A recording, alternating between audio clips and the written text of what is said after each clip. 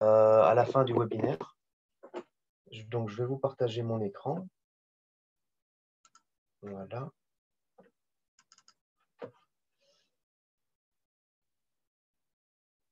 Et voilà. Et je vous propose que nous commencions immédiatement. Voilà. Je pense que l'écran est visible. Vous pouvez me le confirmer?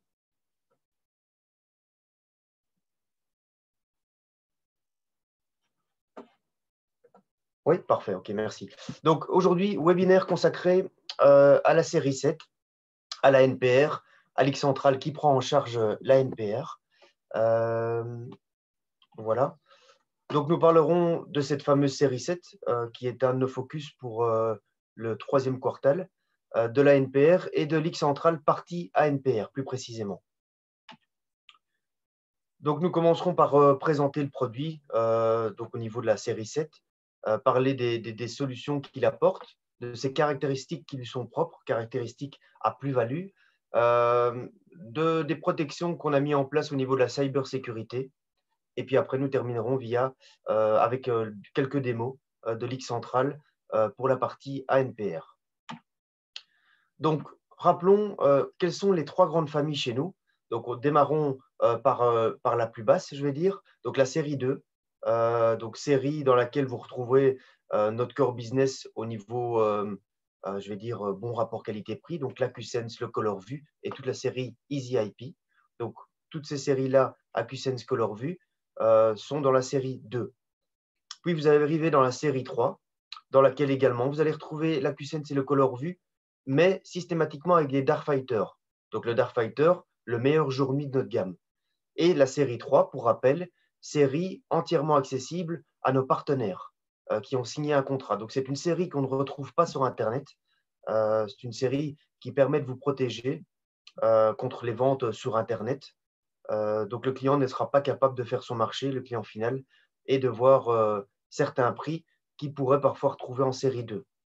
Et puis, on arrive dans le haut de gamme, la série 7, donc il y a notamment le Darkfighter et bien d'autres caractéristiques que je vous rappellerai, qui est la série qu'on appelle la série Deep in View, dans laquelle vous avez les VCA à plus-value et dans laquelle vous avez également l'ANPR que nous aborderons par la suite également aujourd'hui. Donc, rappelons les caractéristiques de chacune de ces séries. Donc, la série 2, série dans laquelle vous retrouvez l'AcuSense, le ColorVue et le Power by Darkfighter, légèrement inférieur en termes de résolution jour-nuit que le Darkfighter, dans laquelle vous retrouvez des résolutions de 2, 4, 8 millions de pixels, un WDR de 120 dB, et donc la possibilité d'avoir, notamment en AcuSense et en ColorVue, des caméras qui sont dotées de haut-parleurs, microphones et de stromboscopes. Donc, en cas de détection, par exemple de l'AcuSense, vous êtes capable de générer un message préenregistré ou de recevoir une notification à distance qui vous permet de parler via l'e-Connect en direct dans la caméra. Et alors également de faire flasher le stromboscope. Donc, c'est ce qu'on appelle la dissuasion active. Dans la série 3, donc série protégée pour les partenaires, là, vous aurez systématiquement un WDR de 130 dB. Vous aurez l'IPTZ et vous aurez un auto-iris. Tandis que au niveau de la série 2, vous avez un iris fixe. Et alors ensuite, on arrive dans la série 7, donc la série qu'on présente aujourd'hui, donc dans laquelle vous avez 2, 4, 8 et aussi 12 millions de pixels, du Darkfighter, un WDR de 140 dB, tous les VCA intelligents, donc 6 VCA en un, la NPR, donc il y a deux grandes familles, il faut le savoir. Vous avez la famille Deep in View avec les 6 VCA que je vous rappellerai par la suite, et alors une autre famille ANPR. Et alors ensuite, au niveau de l'indice de protection de l'IP67 systématiquement. Rappelons que la série 7 fait partie de la gamme solutions. Dans la gamme solutions, on a 5 ans de garantie. Et dans cette gamme solutions, on a une sous-gamme qu'on appelle la gamme Core, dans laquelle on a les 5 ans de garantie, mais en plus, on a 5 ans d'échange avancé en cas de défectuosité. Donc, on vous renvoie du neuf avant de récupérer le défectueux si les caméras sont défectueuses. Et donc, c'est une caméra, c'est la solution Core, donc le catalogue Core, est une sélection encore plus affinée de la gamme solutions. Donc, c'est vraiment notre focus. Et j'aimerais ajouter que la solution, donc la gamme Core, est une gamme qui est systématiquement de stock dans nos bureaux, dans notre stock à Amsterdam. Donc voilà, donc sachez-le, ça peut être important à savoir. Donc au niveau de la série 7, quelles sont les principales caractéristiques? Je vous l'ai déjà dit, systématiquement un WDR de 140 dB. Il n'y a pas de PVC dans ces caméras. Vous avez jusque 10 flux, dont 5 personnalisables. Vous avez systématiquement du Darkfighter en 2 millions et 4 millions de pixels. Vous avez des fonctionnalités supplémentaires comme la détection de vibration. Donc, si jamais la caméra bouge, vous pouvez créer une détection, donc une notification.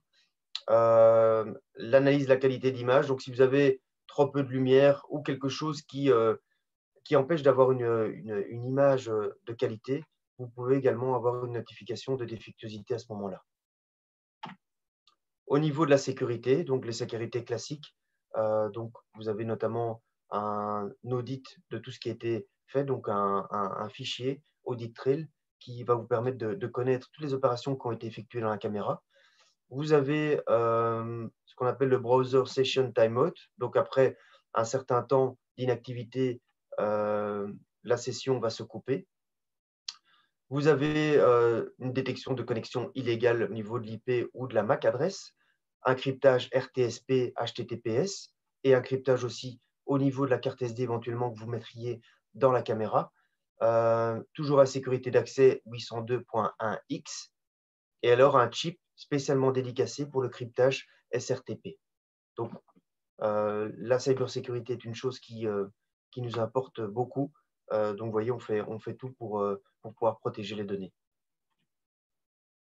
Au niveau des VCA, donc 6 VCA en un, donc ce que j'aimerais préciser, on ne peut pas croiser les VCA entre eux, c'est l'un ou l'autre. Donc, vous devez systématiquement choisir un de ces 6 VCA. Vous pouvez bien évidemment les changer par la suite, moyennant programmation, mais vous ne pouvez pas croiser des VCA entre eux. Donc, premier VCA, comparaison de visage. Sachez que nous avons 10 bibliothèques.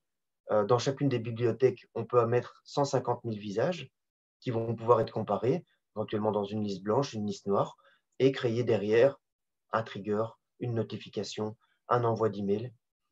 Détection multiple, donc vous allez être capable de pouvoir, de caméra tout à fait basique, ressortir les visages, les corps, les véhicules, et alors avoir des classifications. Donc, est-ce qu'au niveau du visage, est-ce que cette personne a une moustache? Est-ce qu'elle a des lunettes? Est-ce qu'une personne d'une tranche d'âge 20-30 ans? Est-ce que c'est une femme? Est-ce que c'est un homme? Est-ce que c'est un enfant? Au niveau de la protection périmétrique, vous allez avoir les analyses telles que franchissement de ligne, intrusion, entrer dans une zone, sortir d'une zone. Également spécifier si vous coupez une ligne ou rentrez dans une zone, qu'on ait une détection uniquement si c'est un humain ou un véhicule. Donc un peu à la manière de l'AcuSense. Vous allez pouvoir compter les personnes. Donc vous allez avoir donc, la possibilité de compter les personnes, mais également de les comparer à une base de données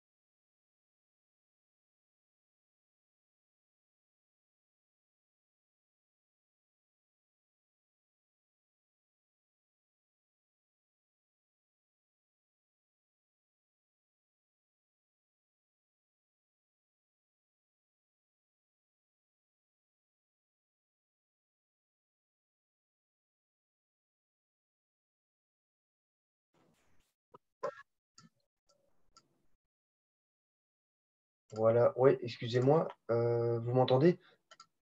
Allô? Oui, excusez-moi, on a eu une coupure j'ai eu une coupure d'internet. Je pense qu'on s'est arrêté au niveau des VCA. Confirmez-le-moi. Oui, c'est bien ça? On s'est arrêté au niveau du VCA, hein? OK, parfait. Je relance, je repartage mon écran. Oups.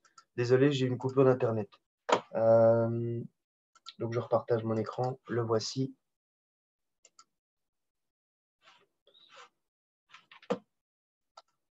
Voilà. Voilà. C'est bon, vous voyez l'écran?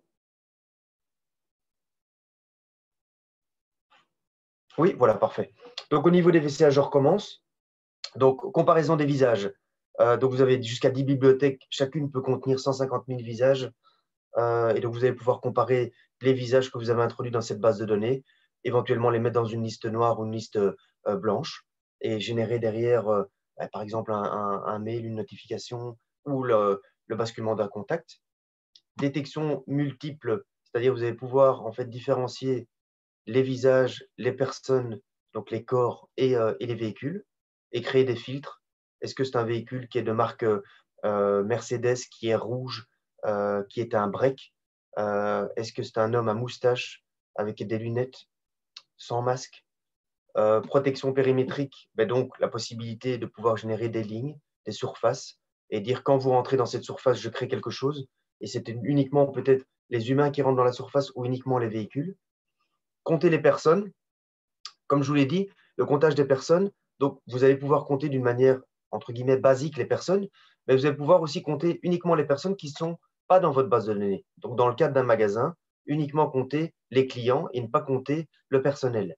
Détection de casque, donc détection, par exemple, d'ouvriers qui ne porteraient pas leur casque sur chantier. Gestion des files d'attente, donc d'une part, compter le nombre de personnes dans cette file d'attente, compter le temps d'attente de ces personnes, et alors éventuellement voir quelle est la distance entre chacune des personnes. Donc ça peut être important en période Covid.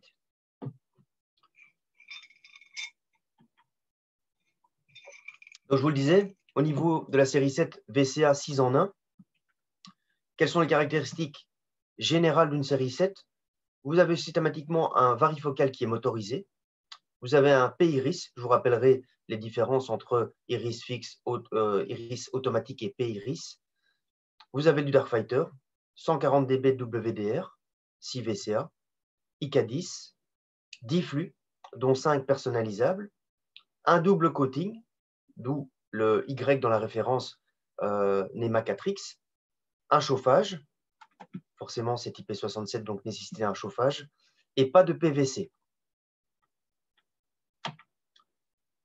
Un des modèles intéressants, c'est le modèle avec segmentation. Donc, c'est-à-dire que vous voyez sur le modèle de droite, vous avez une cavité, deux cavités en fait sur les extrémités, qui sont les cavités qui vont munies des IR. De cette manière, on va avoir beaucoup moins d'éblouissement, ça va être beaucoup moins réfléchissant, notamment quand vous mettez le dôme en extérieur et que vous avez la pluie qui tombe dessus. Donc, c'est une manière qu'on a trouvée de justement limiter tous ces problèmes dus à l'éblouissement de l'IR sur le globe. Et donc, vous avez vraiment les IR qui sont dans des cavités complètement séparées. Quelles sont les différences entre les différents iris? Donc, d'une manière la plus basique possible, nous avons l'iris fixe. Donc, l'iris, je ne vous l'ai pas dit, mais l'iris, en fait, pour rappel, vous permet de prendre la lumière de manière à avoir la meilleure image possible. Donc, le premier, le plus basique, c'est l'iris fixe. Vous avez donc une ouverture qui est fixe et la correction va se faire d'une manière, je vais dire, numérique dans la caméra même. L'iris est toujours ouvert de la même manière et accueille toujours la même quantité de lumière, quel que soit l'environnement. Deuxième chose, l'iris automatique. Donc là, il va s'ouvrir plus ou moins pour prendre plus ou moins de lumière, de manière toujours à offrir la meilleure image en fonction de l'environnement. Mais celui-ci va être contrôlé par la caméra. Et le meilleur, c'est le P-iris. Lui, n'est pas contrôlé par la caméra. En fait, l'ouverture se fait vraiment d'une manière automatique. Il y a un capteur de luminosité dans l'objectif même et la qualité d'image sera meilleure que les deux autres.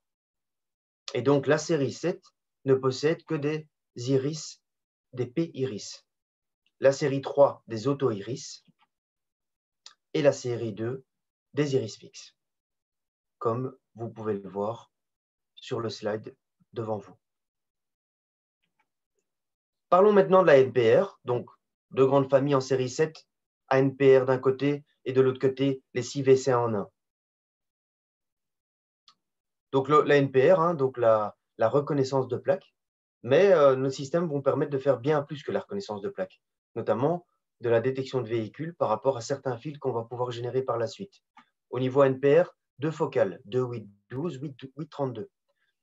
C'est une série 7, donc forcément, systématiquement, nous avons un Darkfighter, nous avons un P-iris, un WDR 240, un IK10, 10 flux, dont 5 personnalisables, le NEMA 4X, le chauffage et pas de PVC. Quels sont les points à considérer pour une installation NPR? Il est important de connaître la vitesse et la direction du véhicule, de connaître la position de la plaque, donc par rapport à l'horizontale, son inclinaison, les reflets, les contre-jours et la stabilisation de construction, donc forcément que la caméra soit mise sur un support stable. De manière à obtenir une précision maximale, il est nécessaire que l'angle d'inclinaison de la caméra par rapport à la voiture respecte tant horizontalement que verticalement un angle maximum. Les conditions d'éclairage sont très importantes. Le temps d'exposition, dont le shutter devrait être réglé en fonction de la vitesse de déplacement du véhicule. La taille et le nombre de pixels qu'on va être capable de prendre sur la plaque, il y a un nombre minimum conseillé. Et alors l'angle d'inclinaison de la plaque elle-même. Donc au niveau du placement de la caméra ne peut pas excéder tant verticalement que horizontalement 30 degrés pour qu'on puisse détecter la plaque d'une manière optimale. La plaque, elle, ne peut pas être à plus de 5 degrés par rapport à l'horizontale. Et le nombre de pixels, il est recommandé qu'il soit compris entre 130 et 160 pixels au niveau de la plaque. Par rapport à ça, la petite vidéo vous montre qu'au niveau de la caméra, il est possible de dessiner un cadre autour de la plaque de manière à se rendre compte si on a bien le nombre de pixels prescrits. Et donc, vous voyez, directement, vous obtenez le nombre de pixels en plaçant le cadre sur la plaque. Au niveau du shutter, le réglage du shutter est une chose très importante et le réglage du shutter va se faire en fonction de la vitesse de déplacement du véhicule. Là, vous voyez un exemple qui vous illustre justement, donc on est en 1/25e, on est incapable de distinguer ce qui est noté sur la vidéo. Par contre, en 1 millième, là, on va pouvoir donc, plus le dénominateur est grand, plus la vitesse du véhicule peut être importante. Différentes possibilités au niveau de la NPR. Soit vous faites fonctionner la caméra d'une manière autonome. La base de données est dans la caméra peut enregistrer jusqu'à 10 000 événements. Ou vous connectez sur la caméra sur un de nos enregistreurs, obligatoirement un NII. Là, à ce moment-là, on a la possibilité d'enregistrer jusqu'à 10 000 faits dans la caméra, mais de rechercher les cibles via le NVR. Et alors ensuite, dernière possibilité, caméra connectée sur le NVR et le NVR lui-même et la caméra elle-même sur notre X central. Il est indispensable d'avoir des enregistreurs NVR de la gamme NII pour faire fonctionner une caméra ANPR en toute transparence sur l'enregistreur. Pour rappel, il est nécessaire aussi d'avoir un NII pour les caméras thermiques, pour du dewarping, attention, sauf le 7608, pour de la recherche rapide, pour du comptage, pour des enregistrements avec des flux autres que le flux primaire. Voilà, le reste, vous connaissez. Alors, au niveau du X central, donc la NPR dans l'X central, qu'est-il possible de faire au niveau du X central avec notre NPR? Donc, premièrement, bien évidemment, ressortir toutes les plaques d'une manière très facile. Donc, nous avons une vidéo ici qui vous illustre comment rechercher les plaques des véhicules, mais aussi via leur couleur, via leur marque. Donc, très simplement, vous allez dans l'interface de l'X central. Vous allez sélectionner la caméra sur laquelle vous voulez effectuer la recherche. Donc, elle est connectée à un NVR, vous le voyez. Donc, nous sélectionnons cette caméra. Voilà, elle est sélectionnée. Ensuite, on va créer des filtres. Est-ce qu'on veut rechercher par rapport à une plaque, un début de plaque, un pays, une marque, une couleur? Donc là, on a lancé la recherche, je vais dire générale, sans vraiment affiner les filtres. Là, nous allons affiner sur la couleur. On demande une couleur blanche. On lance la recherche et directement, vous allez avoir les véhicules de couleur blanche qui se sont présentés devant la caméra. Pareil, si on fait le même exercice sur les véhicules de couleur rouge ou de couleur noire. Voilà. Une recherche au niveau de la plaque, bien évidemment, c'est ce qui est très intéressant. Donc, la plaque entière ou un début de plaque. Donc ici, on va rechercher un début de plaque. Voilà, lançons la recherche et directement, vous avez toutes les plaques. Double-clic et là, vous allez obtenir la séquence vidéo relative à la plaque. On peut également créer des événements, donc des triggers. Donc, on va pouvoir dire, si jamais je détecte tel véhicule, par exemple des véhicules qui seraient dans une liste blanche, je reconnais le véhicule, je fais basculer un contact pour ouvrir la porte du contrôle d'accès et que le véhicule puisse rentrer dans le parking. Donc, voilà de quelle manière on va réaliser le trigger. Donc là, on va enclencher, on va lier donc l'événement à un contact de sortie. Voilà. Et donc, on va aller rechercher le contact qui doit basculer si on reconnaît cette plaque. Et voilà, l'événement est enregistré et est acté. Voilà. On peut également, parce que bon, l'une des grosses forces de l'X-Central, c'est la génération de rapports, hein, comme beaucoup le savent déjà. Donc ici, on va notamment générer un rapport par rapport au nombre de véhicules qui se sont présentés durant la semaine. Donc on voit 878 véhicules se sont présentés devant la caméra mardi. Voilà, au niveau des licences X-Central, donc vous savez, quand vous composez un nouveau système X-Central, vous devez toujours partir de la licence de base. Attention, la licence de base a changé, dans le sens où auparavant, on avait une licence de base dans laquelle on avait 12 caméras et 8 contrôles d'accès. On s'est rendu compte que, au bout du compte, les portes contrôle d'accès étaient parfois moins utilisées. La plupart du temps, on prenait la licence de base pour des caméras, en tout cas. Et donc, on a décidé d'augmenter le nombre de caméras de 12 à 16 et de créer une nouvelle licence, donc une licence à 102 € brut, dans laquelle nous avons 16 caméras uniquement et où on n'a plus de porte-contrôle d'accès. Et alors, si vous voulez gérer la NPR, là, à ce moment-là, vous devez prendre la licence NPR qui coûte 197 €. Donc, si vous prenez la licence NPR, vous ne devez pas prendre la licence caméra. C'est l'un ou c'est l'autre. Sachez que les licences ont une durée de 36 mois. Donc, c'est-à-dire que pendant 36 mois, vous avez la possibilité de faire les mises à jour gratuitement qui sont disponibles sur notre site. Au-delà des 36 mois, vous ne pourrez plus faire les mises à jour, mais le système continuera à fonctionner. Si au-delà des 36 mois, vous voulez une prolongation de mise à jour, ben ici, vous voyez le prix donc pour une caméra 1 an, pour une caméra 3 ans, 16 ou 25 €. Comme vous le savez, après chaque webinaire, il y a toujours une promotion, la promotion Smart Try. Donc cette fois-ci, promotion disponible du 19 juillet au 6 août. Toujours de la même manière, donc une seule promotion par installateur inscrit obligatoirement au webinar et chez un seul distributeur. Et donc, vous devez mentionner le code qui vous sera envoyé sous peu et vous pouvez bénéficier d'une remise de 50%. Enfin, vous bénéficierez d'une remise de 50% en plus que la remise habituelle. Deux produits présentés ici.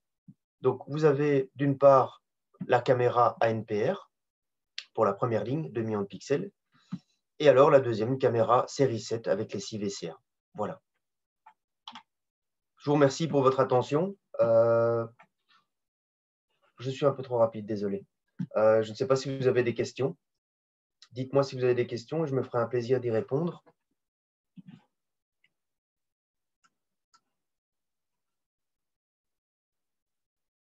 Voilà.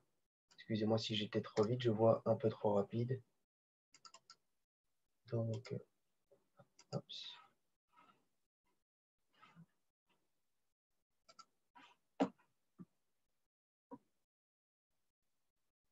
Si vous avez des questions, n'hésitez pas. Ouais, je vois qu'il y a une question.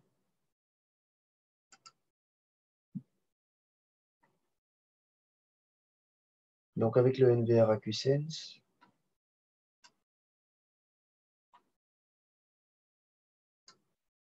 donc au niveau, donc première question, je vais répondre à la première question, donc au niveau de l'angle de la plaque. Donc, la plaque, en fait, il se peut que des véhicules, qu'une plaque ne soit peut-être pas droite par rapport à l'horizontale sur la voiture. La plaque elle-même ne peut pas excéder 5 degrés par rapport à l'horizontale. Sinon, on risque d'avoir des problèmes au niveau de la détection. Ça répond à votre question?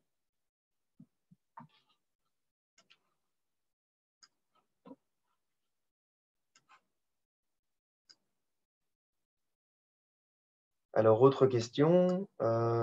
Donc, avec le NVR AcuSense, on prend 4 caméras qui ne sont pas AcuSense. Donc, un NVR AcuSense, l'idée d'un NVR AcuSense, c'est de doter des caméras basiques de la fonctionnalité AcuSense. Donc, avec des bêtes caméras, entre guillemets, on va être capable de ne détecter que les êtres humains et ou les véhicules. Un NVR AcuSense, suivant le nombre de canaux, il va prendre normalement tous les canaux au niveau de l'AcuSense peuvent doter les caméras de cette fonctionnalité. La fonctionnalité sera au niveau du NVR même.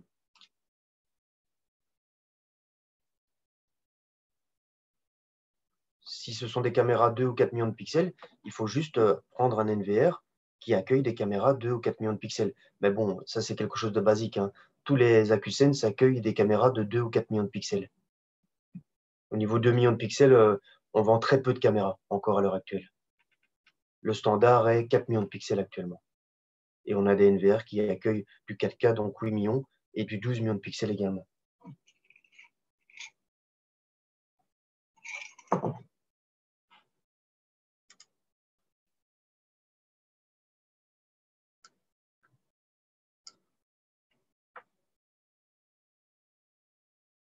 Donc pour la NPR, reliée au contrôle d'accès, avez-vous mis en place une sécurité particulière en cas de réplication de la plaque pour ouvrir un portail? La réplication, en fait, donc vous voulez dire la réplication quoi, d'une plaque ou alors la réplication de la plaque écrite sur un papier? Écrite sur un papier, ça ne fonctionnera pas. Si vous répliquez la plaque, je vais dire comment pouvez-vous faire mettre une plaque pour le check en entrée et pour le check en sortie. Donc, il faut deux caméras reconnaissance de plaque, une qui va regarder l'avant et l'autre qui va regarder l'arrière et qui va contrôler si la caméra à l'avant et à l'arrière sont identiques. Mais pour ça, vous devez avoir un X central. Oui, vous avez des caméras de 4 millions de pixels, mais ça ne pose pas de problème. C'est le but d'un NVR AcuSense, de pouvoir doter des caméras de la fonctionnalité AcuSense. Mais ici, on ne parle pas du tout d'un NPR, hein. L'AcuSense n'a rien à voir avec l'NPR.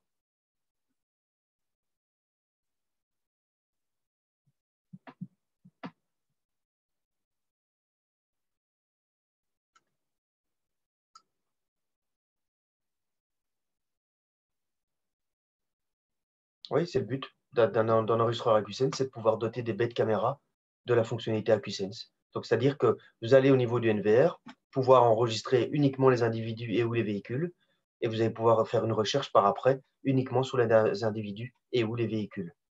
Et l'AcuSense pourra se programmer sur détection de mouvement ou sur VCA.